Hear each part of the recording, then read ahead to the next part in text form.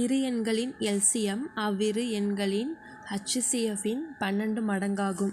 இரு எண்களின் எல்சிஎம் மற்றும் HCFஇன் கூட்டுத்தொகை 403. ஒரு எண் 93 எனில் மற்றொரு எண் என்னன்னு கேட்டிருக்காங்க.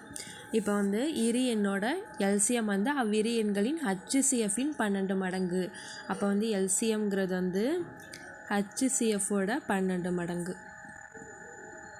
இதை எழுதிட்டு அடுத்தது என்ன சொல்லியிருக்காங்க, இரு எண்களின் எல்சிஎம் மற்றும் HCFஇன் கூட்டுத்தொகை 403. அப்போ எல்சிஎம் ப்ளஸ் HCF கூட்டுத்தொகை 403. இப்போ எல்சிஎம்க்கு பதிலாக இங்கே என்ன போட்டிருக்கோம், 12 HCFன்னு போட்டிருக்கோமா. இப்போ 12 HCF plus HCF equal to 403. இப்போ 12 HCFும் ஒரு HCFும் சேர்ந்து 13 HCF ஈக்குவல் டு 403. இப்போ ஒரு HCFங்கிறது கண்டுபிடிக்கணும். இப்போ HCF ஈக்குவல் டு 403. இது இங்கே பெருக்கல்ல இருக்கா, இங்கிட்ட வரும்போது வகுத்தல்ல வந்துடும். இப்போ இதை கேன்சல் பண்ணோம் அப்படின்னாக்கா 13 13 31 13 403. இப்போ HCFோட மதிப்பு 31. இப்போ இதை வச்சு எல்சிஎம் கண்டுபிடிக்கணும். இப்போ அடுத்தது எல்சிஎம் கண்டுபிடிக்கணுமா. LCM equal to 12 into HCF என்ன கண்டுபிடிச்சிருக்கோம், 31.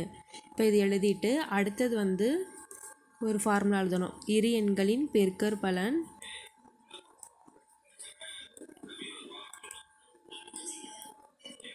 இரு எண்களின்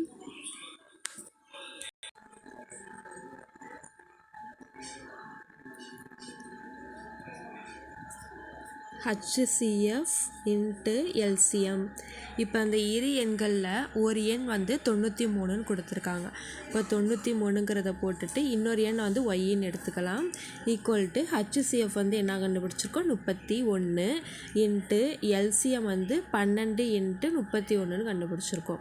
இப்போ அடுத்தது ஒய் தானே கண்டுபிடிக்கணும். இப்போ y equal to 31 into 12 into 31.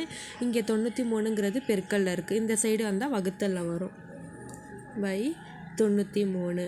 இப்போ 3 டேபிள் அடிச்சோன்னா 4 3 12 3 9 1 3 3 31க்கு 31 கேன்சல். இப்போ இது ரெண்டையும் மல்டிப்ளை பண்ணி போடணும். 1 4 3 4 12. இப்போ ஒய் ஈக்குவல் டு 124. அதாவது மற்றொரு எண் 124.